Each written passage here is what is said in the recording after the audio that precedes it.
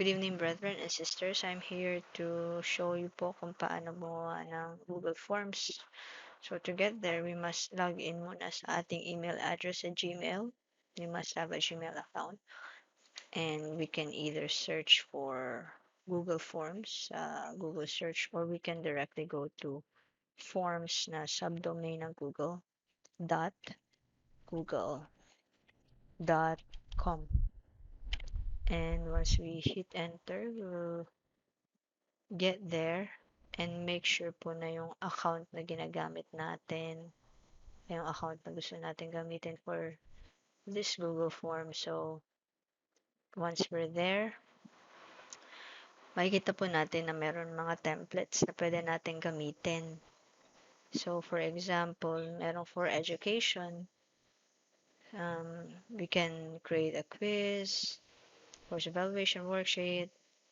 You can also use it for work, like order form, job application, and for personal stuff like contact information. This is we want to use this for event registration, party invite, and for this po, I think it's best na pakita ko po sa inyo how to do this from scratch. Like, for example, just pick blank, and then once we get there, pwede na natin pong lagyan to ng title or the file name mismo. So, which is Naga Communications Council Stories. And click anywhere. And makikita na po natin yung name ng ating file. And dito po sa description, we can, since this is a tutorial for members po na council, pero gagamitin ito sa kanya-kanyang stakes or wards or kanya-kanyang stakes for every member of their units in the stake. Pwede po natin ilagay yung description na yun dito. But for this one, I'm just gonna say this is fill out this form to submit your story to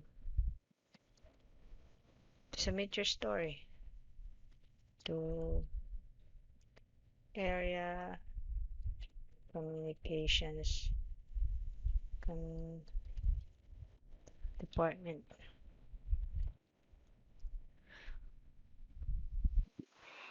Or fill out this form so we can submit your story.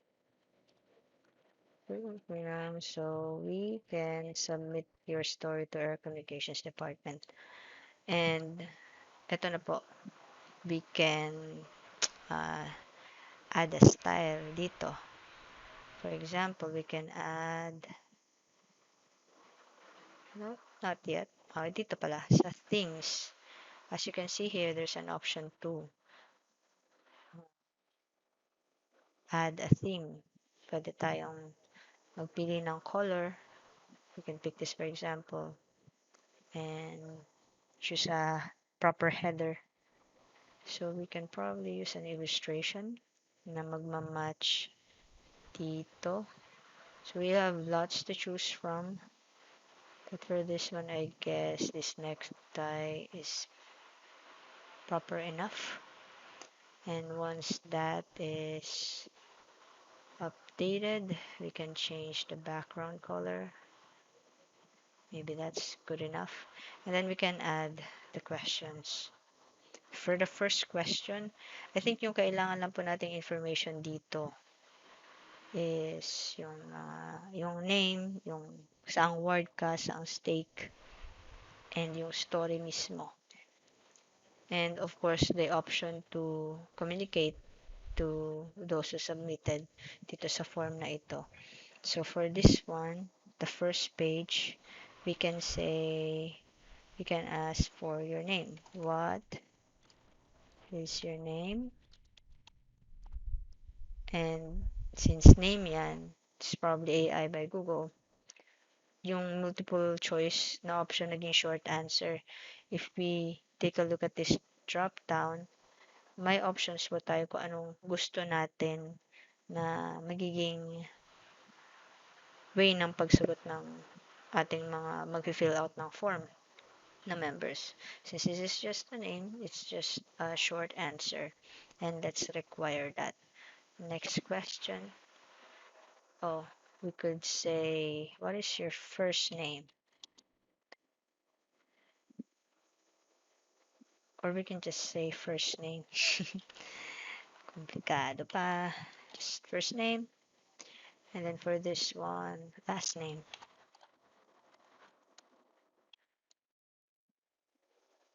And again, it's a short answer, so it's alright.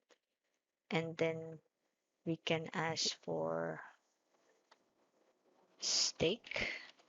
Dito po sa option ng steak, halimbawa, since alam naman po natin yung mga steaks, I actually don't know all the steaks dito sa Naga Communications Council. Pero for example, if I know them, pwede ko po itong baguhin later and I can just put a drop down and say, for example, may option ako for them um,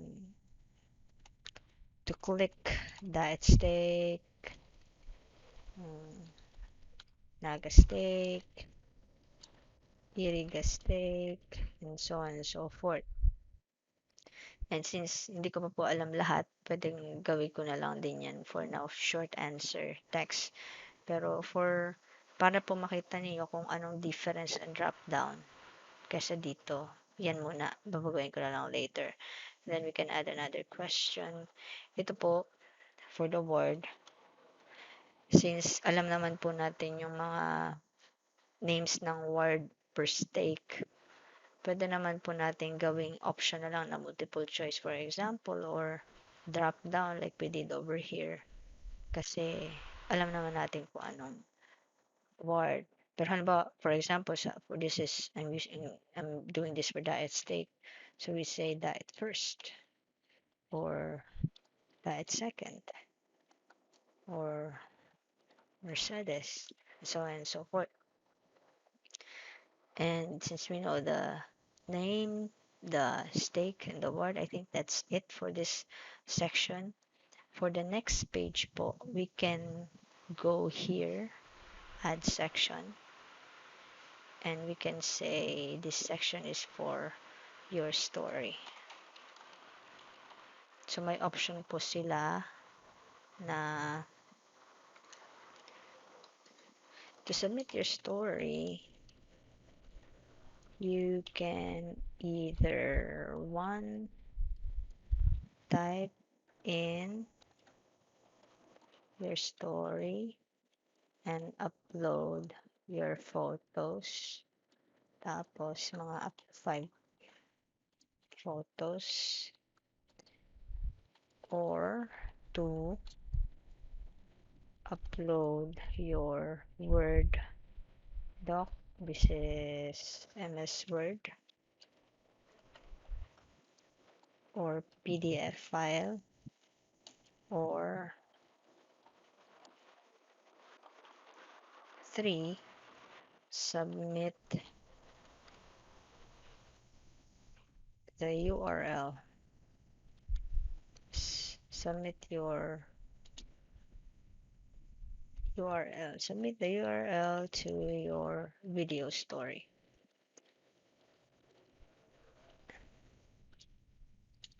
And click next. Kaya natin ang and click next. Oops. Or again. So, since we have the description added, we can add the questions na. So, we said, pwede silang mag-add ng, magta-type in na lang na story. So, type in your story. So, we choose paragraph for this one kasi mahaba yan. And we're not going to put required like we did over here. Lagyan pa na natin yan ng required yung last. Ay, ano na pala. This is required din yung stake, required din yung word, and ditong story, since we have more than one option, huwag na natin i-require. What we're going to do is add another. Just type in your story and upload your photos. Up to 5 only. And then, pipiliin po natin sa drop down yung file upload. And files will be uploaded to the form owner's Google Drive.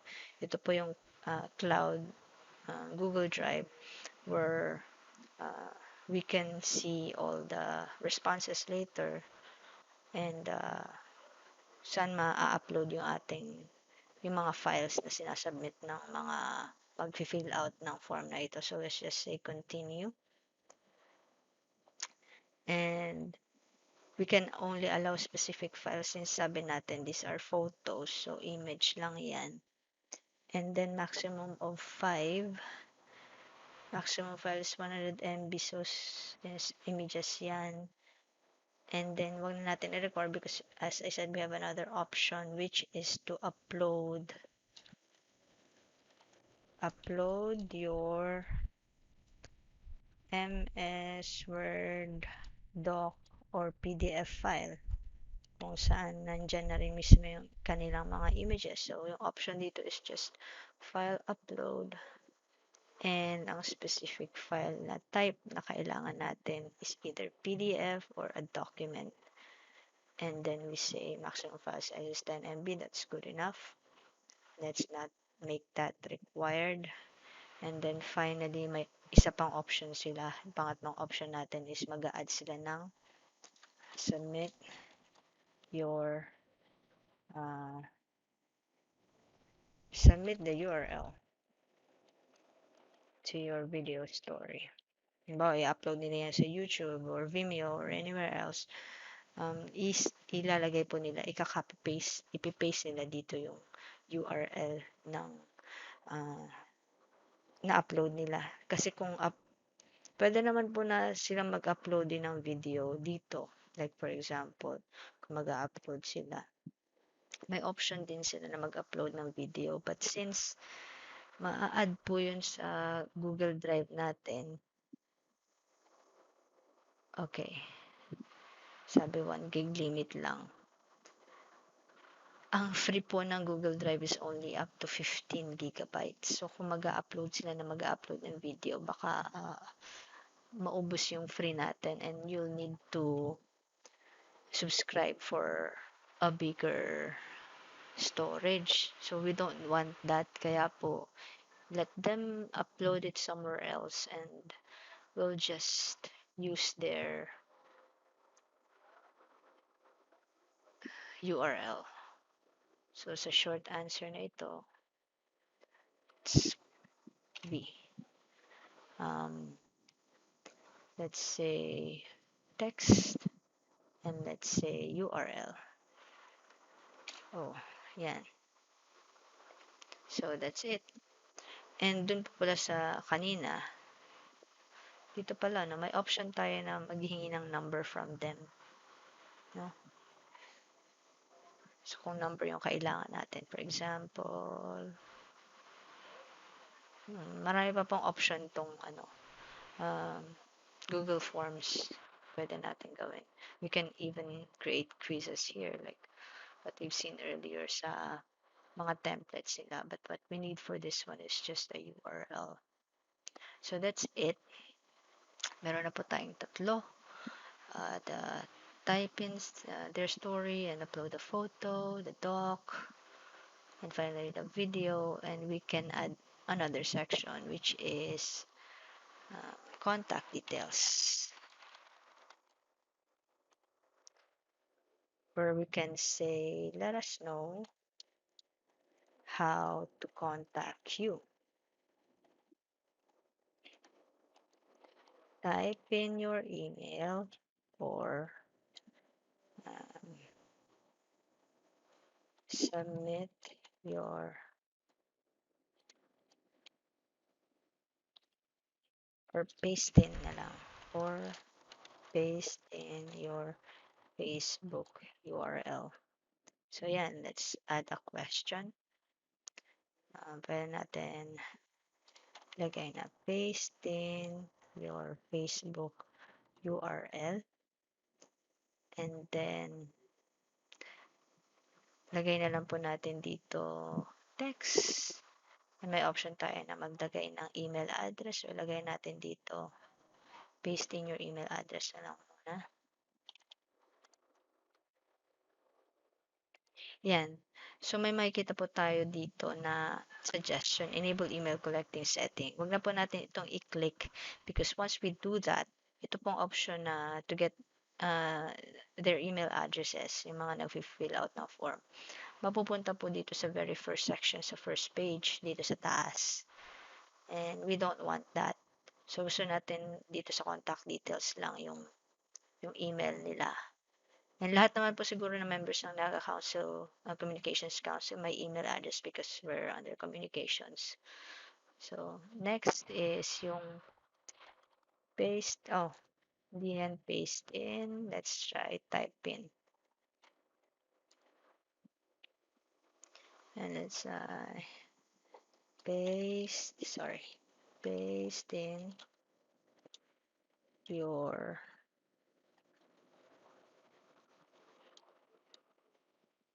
Facebook URL.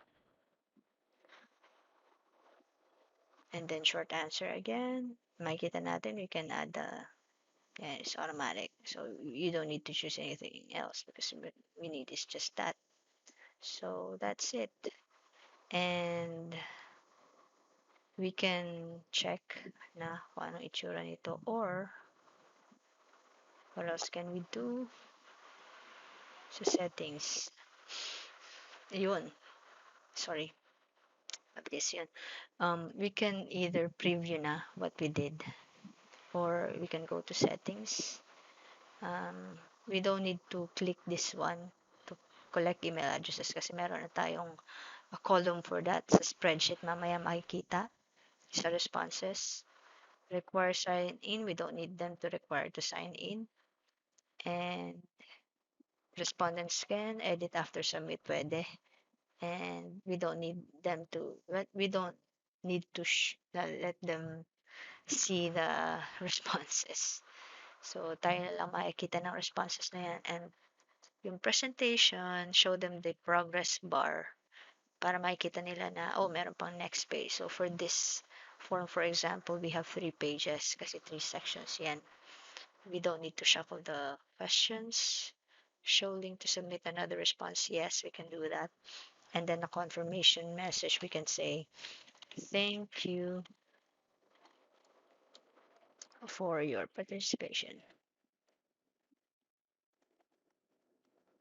And then, may option pa dito to add a quiz, but we don't need that. So, let's just save. Now, tingnan na po natin kung ano magiging itsura. Let's preview. Dito po yan, preview. Ito na po yung magiging itsura ng ating form. Makikita po natin sa baba is my next. So, 3 pages yan. Page 1 of 3. We need the name. For example, Wam, me, Yora. Ayun. Ito po yung option na ng stake. So, I can add other stakes here, or mamaya gawin ko munang just a short answer.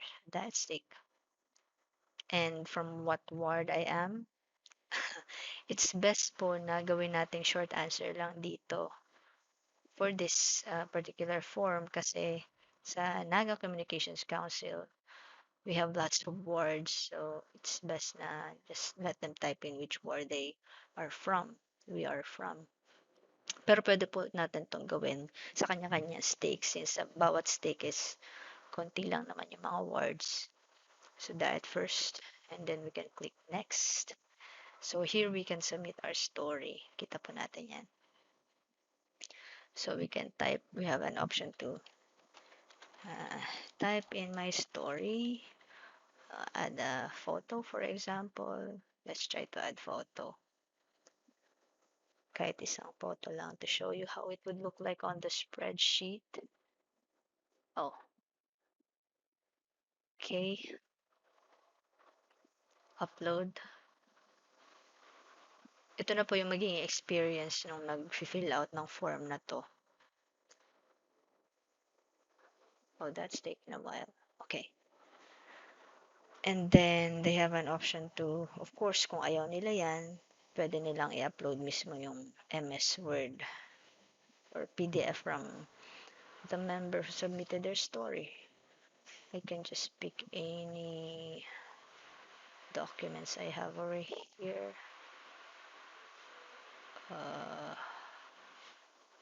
Okay, let's see this.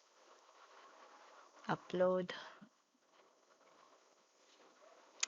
And then, submit URL. Kung meron naman silang video. So, let's try to click next. Hindi naman yan. Optional lang naman yan.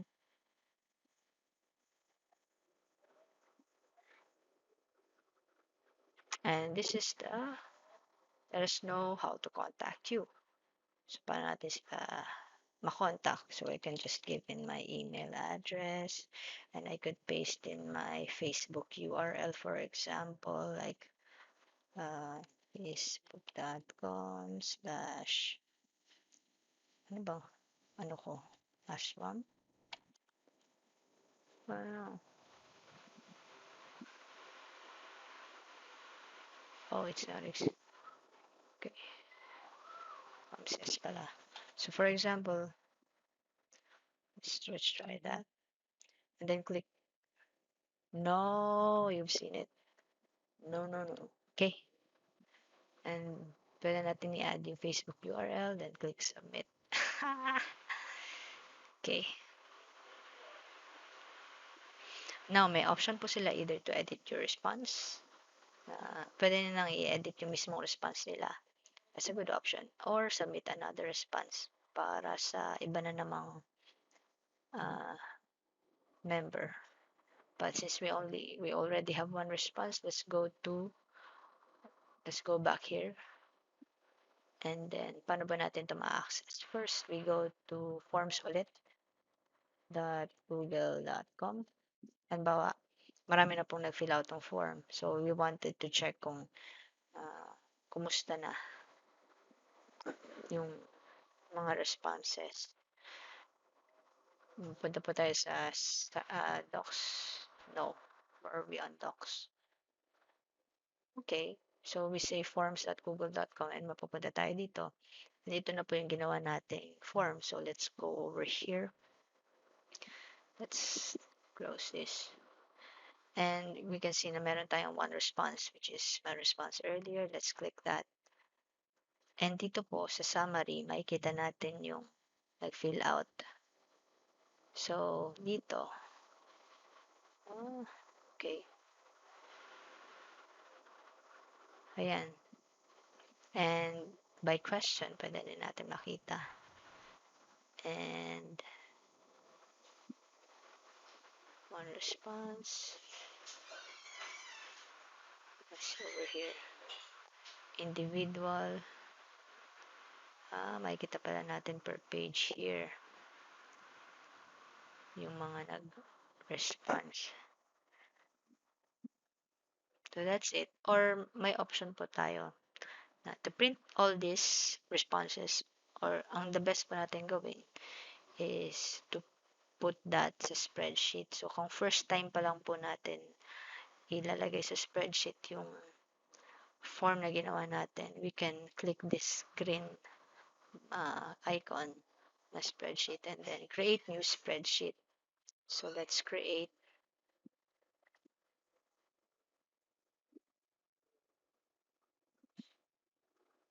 Ayan. So, makikita po natin yung timestamp. Kailan ako nag-fill in ng form, anong oras, anong date, name ko, last name ko, stake word, type in. Ito na po yung story. Tinype ko kanina. And ang kagandahan po nito, halimbawa ako nag-upload sila ng files, makikita na po natin dito sa spreadsheet mismo kung saan yung link na, saan nakalink yung file na yun. For example, ayan, yun pala yung picture na in-upload ko. So, madali na pong ma-access kung nagka-spreadsheet. Ba, yung document na in-upload ko. Makikita na po agad natin. I don't need to show you that. And then, submit your URL to your video. Kung URL naman, ganun din. So, makikita po natin yung URL dito and pwede natin i-click that. Magpupunta po yan sa another. It will open to a new window. So, that's it po, brethren and sisters. And that's how we can access the form. We can try this one last time. Let's go to forms.google para malaman po natin kung ano magiging itsura niya kapag binalikan na natin after so many responses. Let's pick the right account.